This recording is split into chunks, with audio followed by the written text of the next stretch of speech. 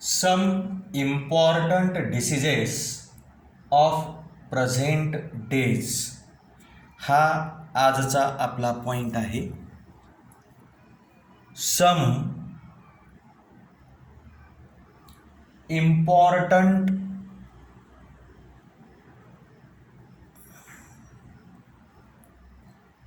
diseases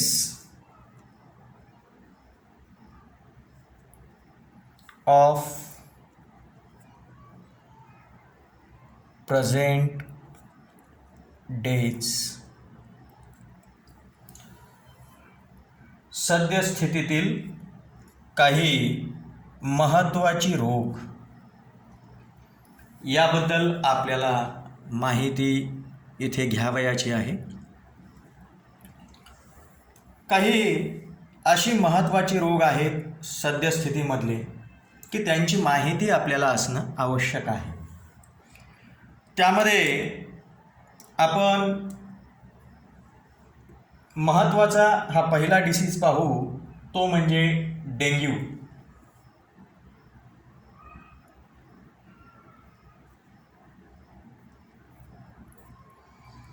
dengue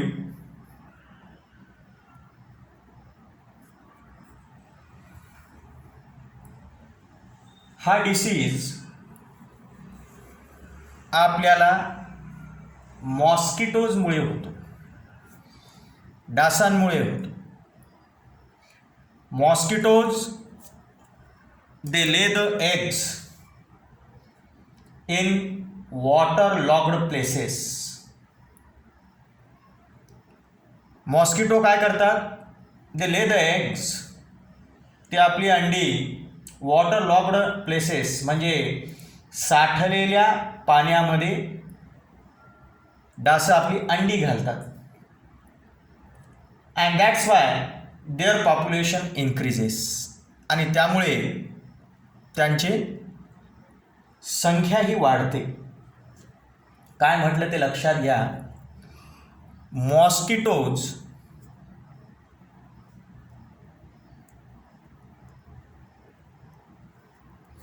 they lay the eggs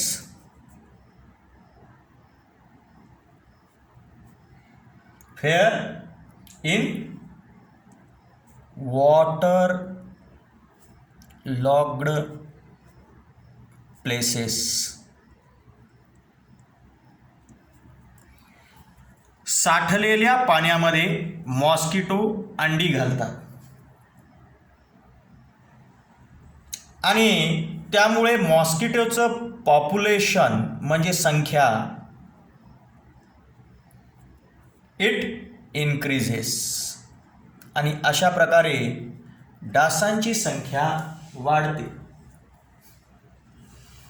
different species of mosquitoes spread different diseases. काय म्हटलं? Different species of mosquitoes म्हणजे डासांच्या वेगवेगळ्या प्रजाती they spread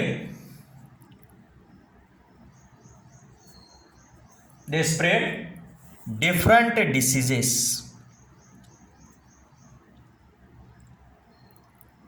काय म्हटलं ते इथं लक्षात घ्या. डासांच्या वेगवेगळ्या प्रजाती हे वेगवेगळे रोग पसरवतात. हे आपण इथं लक्षात घेतलं पाहिजे. आता मॉस्किटोच्या ज्या वेगवेगळ्या स्पेसीज आहेत त्याच्यापैकी एक स्पेसीज आहे, तिचं नाव आहे एडिस इजिप्ती. कोणती स्पेसीज सांगितली? एडिस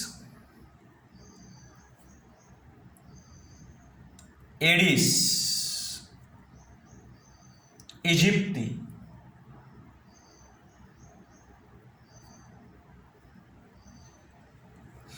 ही जी एडिस इजिप्ती या प्रकारची जी डासांची जात आहे, प्रजाती आहे, it spread the disease dengue.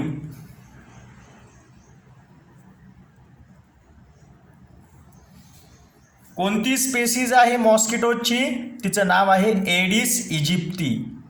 He Aedes aegypti नावाची मॉस्किटोची जी स्पेसीज आहे, it spread the dengue.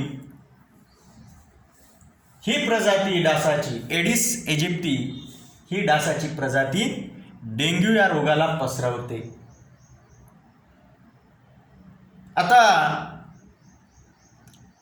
Dengue होण्याचं कारण म्हणजे व्हायरस आहे. काय आहे? व्हायरस. त्या व्हायरसचं नाव आहे डेन 12 व्हायरस.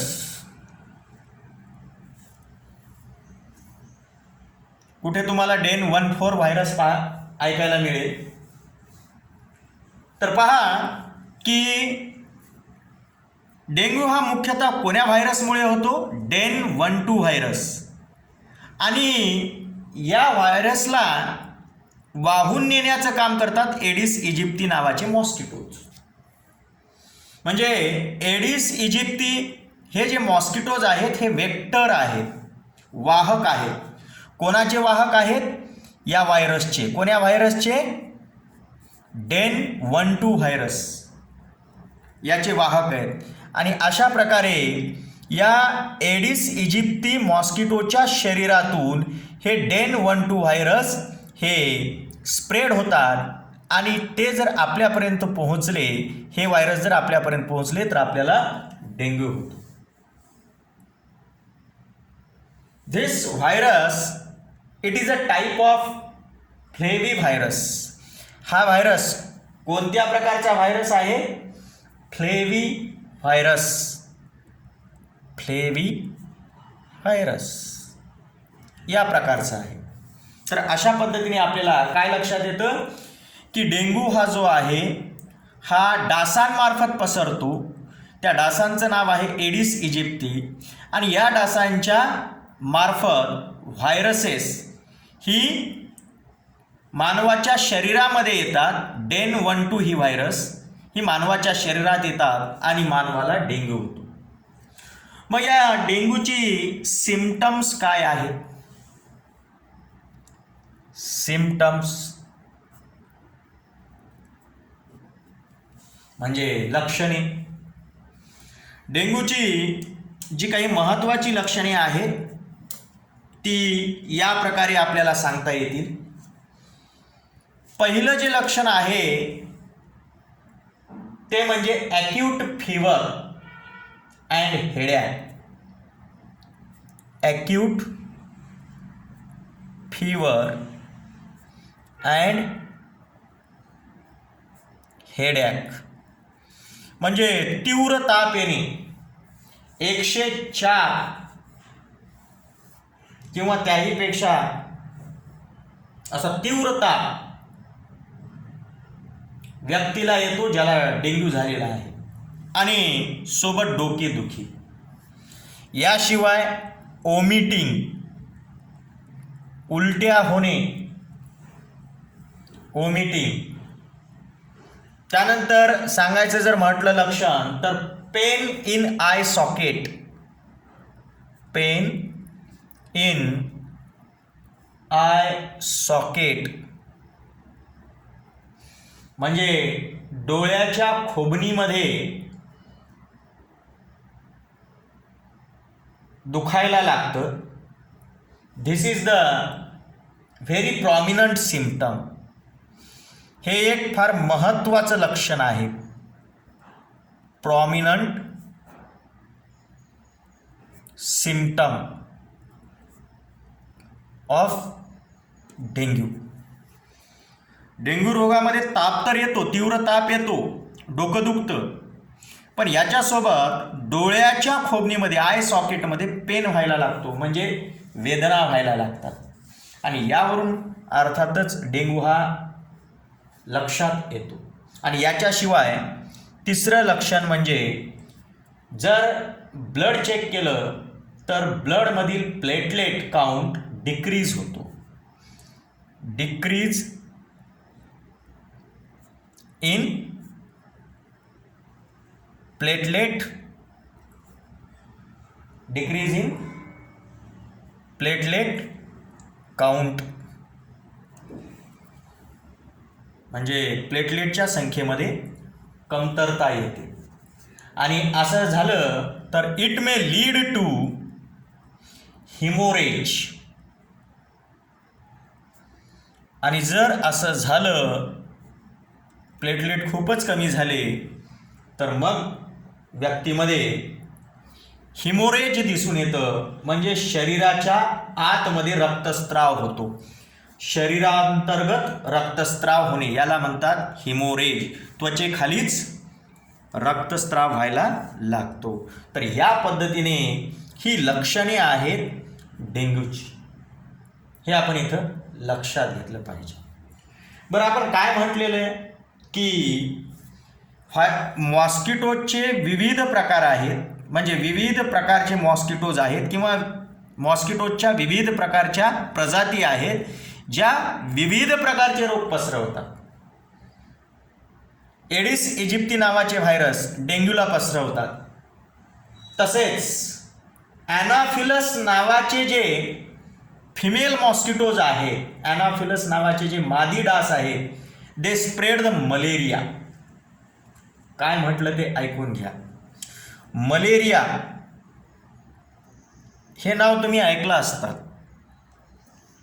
मलेरिया या रोगाचा जो स्प्रेड आहे तो फिमेल ॲनाफिलस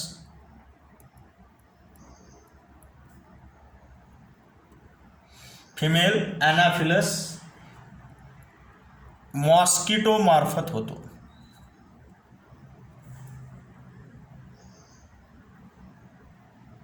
याच्यानंतर एलिफंटायसिस, ज्याला हत्ती रोग म्हणतात,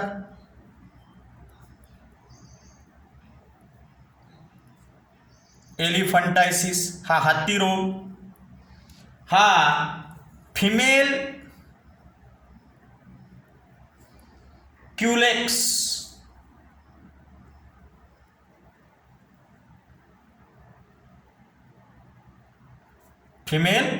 क्युलेक्स मॉस्किटोजमुळे पसरतो. पहा, म्हणजे आपल्याला काय लक्षात येतं की डेंग्यूसाठी मॉस्किटोजची स्पेसीज आहे एडिस इजिप्ती. मलेरिया पसरण्यासाठी मॉस्किटोजची स्पेसीज आहे ॲनाफिलस, फिमेल ॲनाफिलस.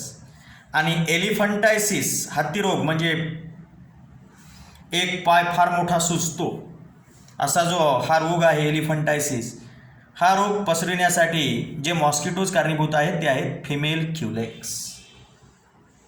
याच्यापैकी ॲनाफिलस आणि एडिस इजिप्ती यांचे जे मॉस्किटोज आहेत they grow in clean water. यांची वाढ ही, या मॉस्किटोजची वाढ ही स्वच्छ पाण्यात होते. तर क्युलेक्स हे जे मॉस्किटोज आहेत they grow in sewage water. तर क्युलेक्स हे जे मॉस्किटोज आहेत एलिफंटायसिसचे हे घाणेरड्या पाण्यात म्हणजेच सांडपाण्यामध्ये यांची संख्या वाढते. तर अशा पद्धतीने आपण एका महत्त्वाच्या रोगाविषयी माहिती घेतली. त्या रोगाचं नाव आहे डेंग्यू. यानंतर आपण दुसरा महत्त्वाचा एक रोग पाहणार आहोत. तो आहे स्वाईन फ्लू. कोणता? Swine flu. या रोगाबद्दल आपण माहिती पाहूया.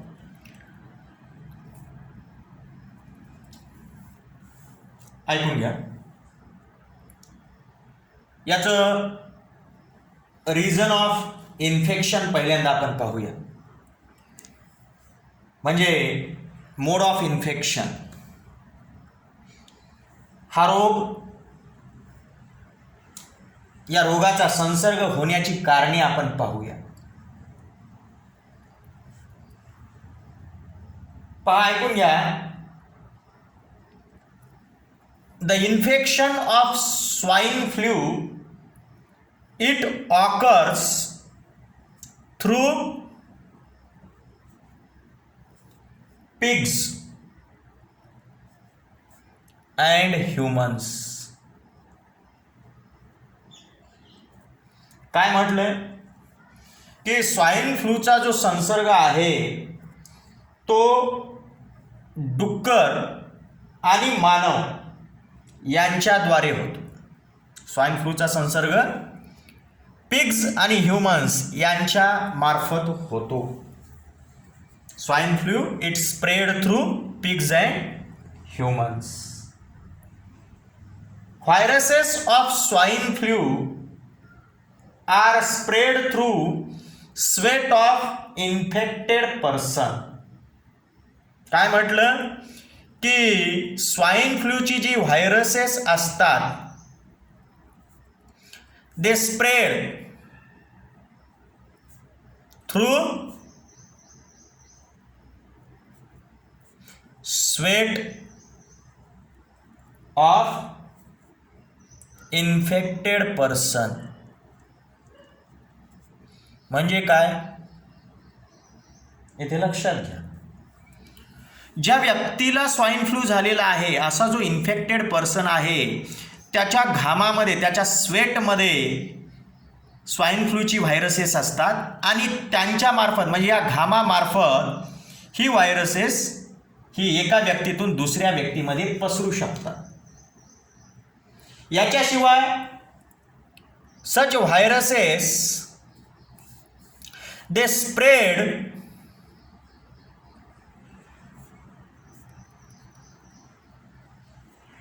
through secretions of nose. Secretions of nose. काय म्हटलं ते लक्षात घ्या की ही व्हायरसेस एकतर रोगी व्यक्तीच्या घामातून पसरतात, याशिवाय रोगी व्यक्तीच्या नाकातला जो द्रव असतो किंवा स्त्राव असतो त्याच्यामार्फतही पसरतात. Also they spread through the secretions of throat. घशातला जो स्त्राव असतो त्यामार्फत सुद्धा ही व्हायरसेस पसरतात आणि they also spread means this disease, जो स्वाइन फ्लू हा डिसीज आहे त्याची viruses, such viruses they also spread through saliva, लाळ, लाळेतून सुद्धा पसरतात. म्हणजे पहा बरं, स्वाइन फ्लू एकतर रोगी व्यक्तीच्या घामातून पसरतो, रोगी व्यक्तीच्या नाकातील स्त्रावातून पसरतो, रोगी व्यक्तीच्या घशातील स्त्रावातून पसरतो आणि रोगी व्यक्तीच्या सलायवामधून पसरतो. मग या रोगाची सिम्पटम्स काय आहेत? सिम्पटम्स या रोगाची लक्षणे काय आहेत ते आता आपण पाहूया. याची लक्षणे सांगायची जर म्हटलं तर एक difficulty in breathing, difficulty in breathing,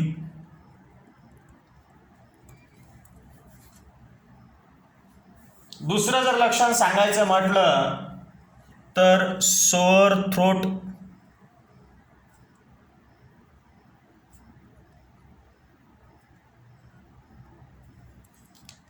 घसा खवखवणे आणि बॉडी पेन, अंगदुखी. काय लक्षणे आहेत स्वाइन फ्लूची?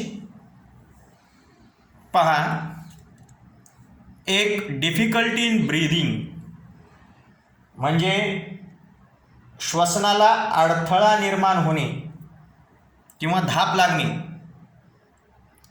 सोअर थ्रोट घसा खवखवणे अँड बॉडी पेन आणि अंग दुखणे किंवा शरीर दुखणे ही याची लक्षणे आहेत स्वाईन फ्लूची. या रोगाचं निदान कसं करतात म्हणजे डायग्नोसिस ऑफ स्वाईन फ्लू याबद्दल आपण माहिती घेऊ. Diagnosis of swine flu.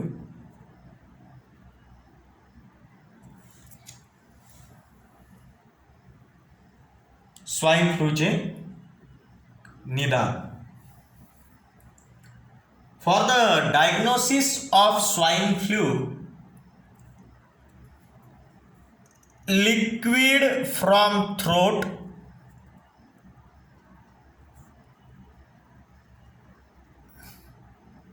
of the patient is sent to the laboratory. काय म्हटलं की स्वाईन फ्लूच्या डायग्नोसिससाठी काय करतात, पेशंटच्या थ्रोटमधील लिक्विड काढून घेतात. म्हणजे जो रोगी व्यक्ती आहे त्याच्या घशातील द्रव पातळ पदार्थ जो काही आहे तो काढून घेतात. असा द्रव पदार्थ घशातून काढून घेतलेला मग तो लॅबोरेटरीला पाठवतात, म्हणजे प्रयोगशाळेत पाठवतात.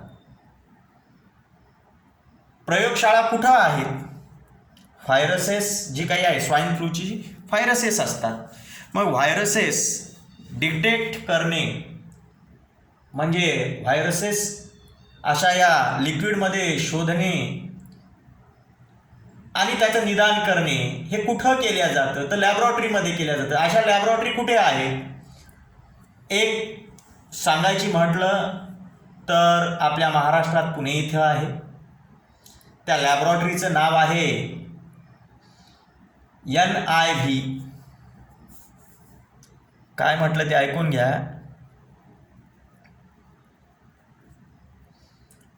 लॅबोरेटरी, ज्या लॅबोरेटरीमध्ये स्वाईन फ्लूचं डायग्नोसिस करण्यासाठी लिक्विड सेंड केल्या जातं अशी लॅबोरेटरी एक आहे NIV, national institute of virology असं याचं लॉंग फॉर्म आहे. नॅशनल इन्स्टिट्यूट ऑफ व्हायरॉलॉजी, राष्ट्रीय विषाणू संस्था असं याला म्हटलं जातं. आणि हे कुठं आहे, पुणे. तर अशा पद्धतीने आपल्याला काय लक्षात येतं की स्वाईन फ्लूचं डायग्नोसिस करण्यासाठी पेशंटच्या थ्रोटमधील लिक्विड हे काढल्या जातं आणि ते कुठं सेंड केल्या जातं, लॅबोरेटरीला सेंड केल्या जातं. कुठल्या लॅबोरेटरीला, एकतर NIV पुणे, कुठे NIV पुणे, किंवा मग NICD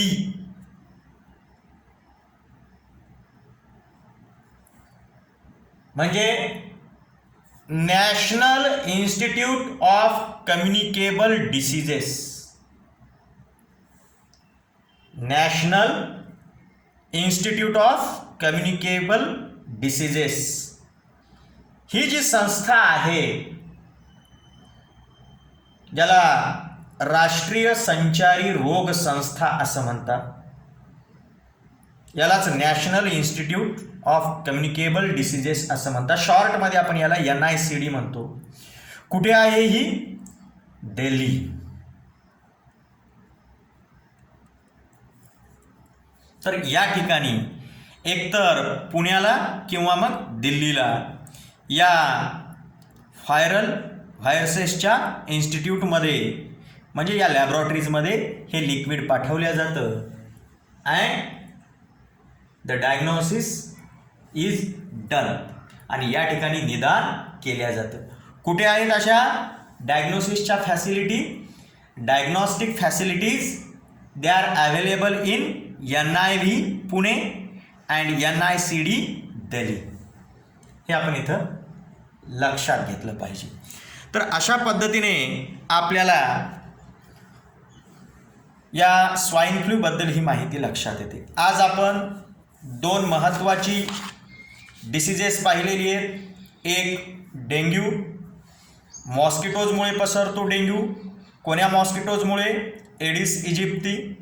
आणि डेंग्यूला कोणता व्हायरस कारणीभूत आहे? Den 1-2 virus. याची सिम्पटम आपण पाहिलेली आहेत. डेंग्यू जसा डासांमार्फत स्प्रेड होतो तसाच मलेरिया आणि एलिफंटायसिस हे सुद्धा मॉस्किटोज मार्फतच स्प्रेड होतात, हे आपण इथं पाहिलेलं आहे. आणि यानंतर डेंग्यूनंतर आपण स्वाईन फ्लूबद्दल माहिती घेतली. स्वाईन फ्लू पिग्ज आणि ह्युमन्सद्वारे स्प्रेड होतो आणि याची सिम्पटम्स आपण पाहिली. Difficulty in breathing, sore throat, body pain ही लक्षणे आहेत स्वाईन फ्लूची.